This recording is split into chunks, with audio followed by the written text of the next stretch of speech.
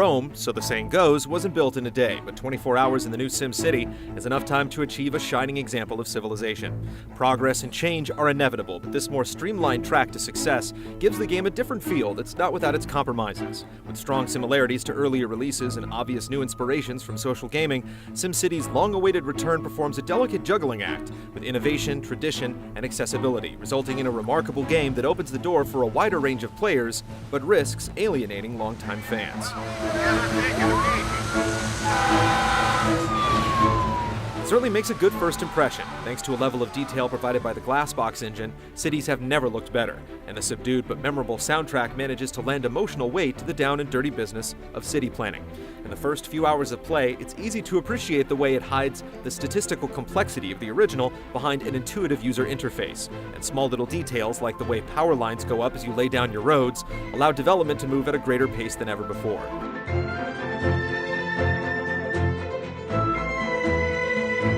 Elsewhere, there's a human element that reveals itself in every detail of the gameplay, such as the way you add parking lots for more patrol cars at the police station in a shady district, rather than merely pumping money into it. That's good news for players experiencing the famed city-building franchise for the first time, although veteran players might find themselves missing some of the extra complexity from old franchise standbys, such as terraforming.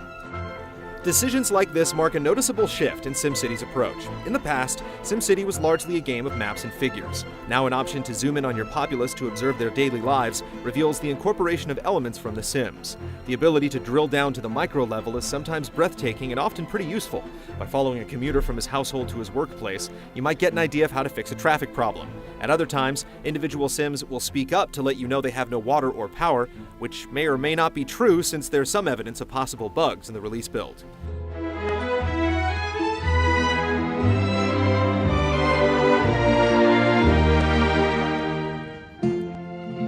The new SimCity might be accessible, but it presents new challenges in the form of specializations that allow you to customize your city's economy and distinguish it from others. It's a smart move, both for variety and replayability, and the decision to limit the reserves of some resources, such as oil or coal, forces you to prepare for the inevitable crisis when the wells dry up or the mines are picked clean. For instance, with wise planning, you can safely transition an oil-based city into a casino-driven hip tourist mecca, with only a few grumbles from the populace.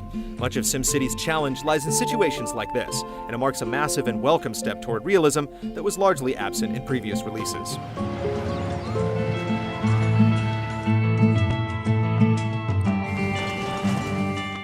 If only the cities weren't so small. Gone are the metropolises that mimicked the sprawl of Los Angeles or Chicago. In their place, Maxis has given us 2-kilometer plots that leave each city feeling more like a neighborhood or a business district rather than a city in itself. It seems workable at first, but as your first city grows and you realize the need for larger spaces to suit most major projects and avenues, you may find yourself destroying massive structures just to widen a road. It even makes the new option to build curved highways seem excessive for anything aside from tracing coastlines, as the tiny plots discourage anything other than prosaic, gridded designs, even on the flattest maps. It helps to know that there is a reason for the claustrophobia. For one, it helps with the simming of the individual Sims, and for another, the new SimCity isn't really designed to be a single-player game. Here, you're expected to design your city with up to 15 of your region's neighboring cities in mind for the purpose of sharing and selling resources with other players. The true focus is thus on the regions, and not on individual cities. That's a tall order for a franchise that's always been known for its single-player play, but to the game's credit, you can play on a private server if you're not too keen on depending on other players for essentials like power.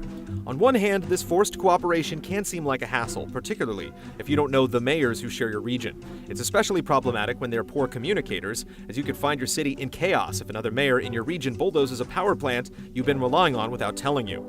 On the other hand, having a dedicated group of friends playing allows for the construction of great works such as spaceports, and if their cities are doing well, your own city will benefit. In its best moments, the concept serves as a reminder that no real city is an island, and with the right group of friends, SimCity's multiplayer component can be immensely rewarding. Yet, regardless of whether you play on a private or a public server, you'll find yourself subject to the quirks of SimCity's required online connection. It's bad enough that the launch week has been plagued with server overloads, but the idea of a persistent world also does away with the ability to save your work and load a file with better circumstances in the case of a mishap. There's a commendable dose of realism inherent in this move, but it's debilitating when catastrophes such as meteor strikes and zombie invasions wreak havoc on all the work you've accomplished in your hours of civic toil. In situations like these, fortunately, the option to acquire bonds to aid in the recovery is a blessing, and used properly, they can get your town back on its feet.